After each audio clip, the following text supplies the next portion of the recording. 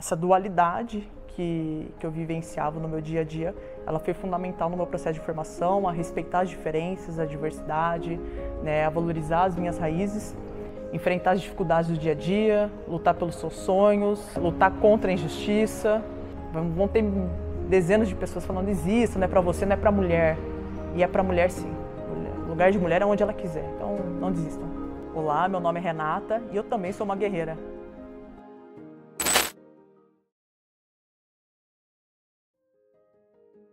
Crescer em Araraquara, sendo filha de refugiados da Palestina, é vivenciar uma dualidade de culturas, né? Porque dentro de casa, vivenciava uma determinada cultura, história, uma tradição muito elencada ao povo palestino. E nas ruas, na escola, né, eu vivenciei a realidade brasileira. Mas eu entendo, sim, que para mim, essa dualidade que eu vivenciava no meu dia a dia, ela foi fundamental no meu processo de formação, a respeitar as diferenças, a diversidade, né, a valorizar as minhas raízes, valorizar, além também, o poder da integração na sociedade.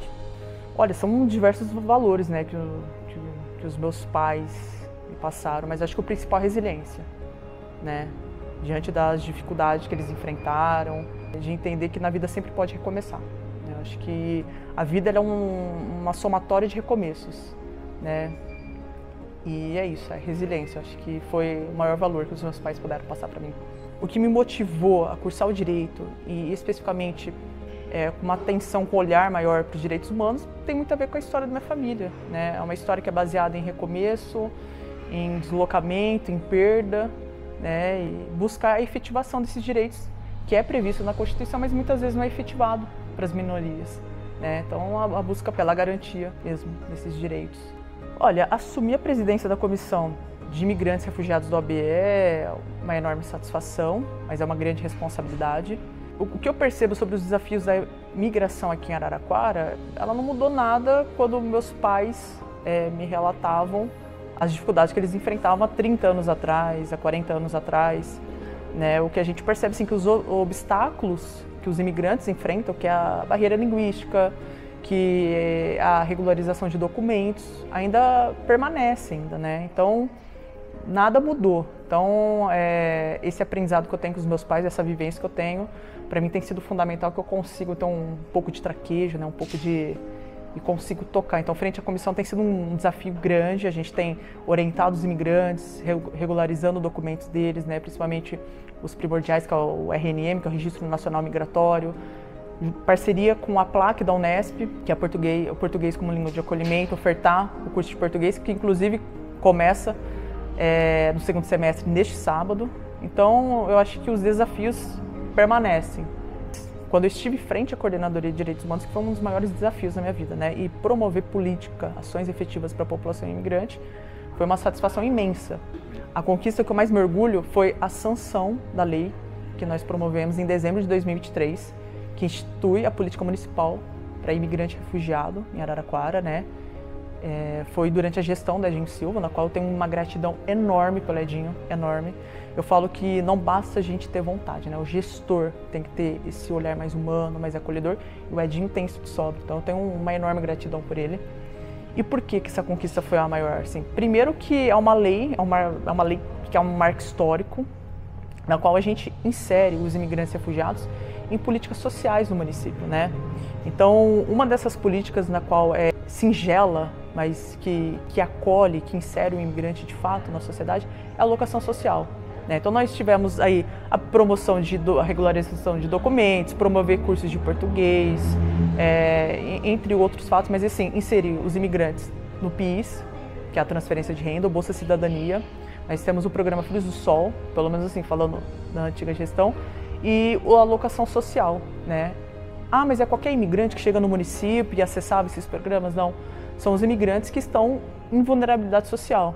Então, porque veja só, o imigrante ele enfrenta diversas barreiras, diversos obstáculos, e durante esse trajeto, né, é normal que as finanças, né, o pouco do dinheiro que eles guardam para deslocar, fazer o deslocamento nesse trajeto, eles acabam gastando. Então, eles chegam num estado de vulnerabilidade muito grande.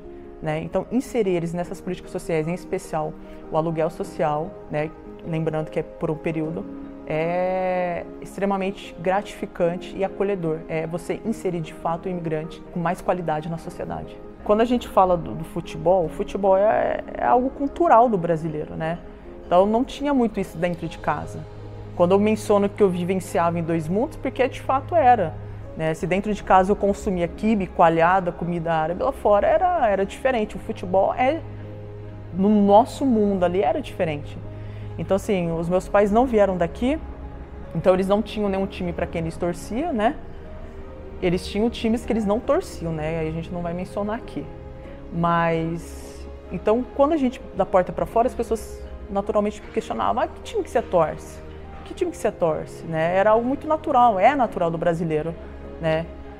E a gente sabe que o meu pai, ele tinha, o único afeto que ele tinha era da Ferroviária, por ser do município, mas as pessoas, elas impunham você a torcer para um time da capital, né? E aí acabou vindo o Corinthians, mas muito em razão da torcida, né? De ser a torcida do povão, que tem uma diversidade muito grande, e a gente via uma identificação ali. Então, antes de gostar de futebol, eu me apaixonei pela torcida do Corinthians e, né, consecutivamente a gente passa a olhar de outra forma, né? Acho que ser guerreira fora de campo é você enfrentar as dificuldades do dia a dia, lutar pelos seus sonhos, lutar contra a injustiça. Enfim, eu acho que é isso. A vida não é fácil para ninguém, ela tem seus altos e baixos. Tá lutando por um mundo melhor, eu acho que é isso. Lutar pelos seus sonhos, eu acho que é ser guerreira. Eu acho que o futebol feminino, né, e seja enquanto mulher também, eu acho que ele representa duas palavras, né, a resistência e a conquista. A resistência porque é aquilo que a gente sempre fala do futebol feminino, nós mulheres, nós fomos tiradas, né, desse espaço por muitas décadas. E estar onde as mulheres estão, principalmente, né, aí a gente tem que ser muito sincero, as mulheres jogadoras, né, jogadoras femininas, elas treinam muitas vezes em lugares inacessíveis, com um mínimo ofertado, sem a mídia dando a devida atenção. Então, assim, elas resistem, né, mesmo diante de inúmeras dificuldades, elas resistem. A conquista, lembrando que nenhuma barreira é definitiva.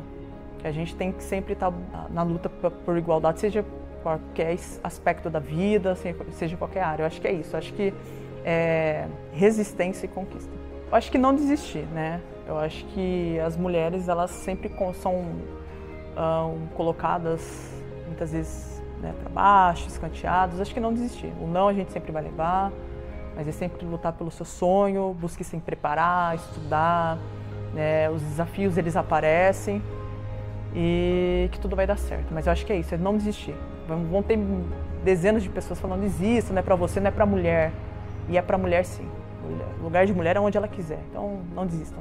Olá, meu nome é Renata e eu também sou uma guerreira.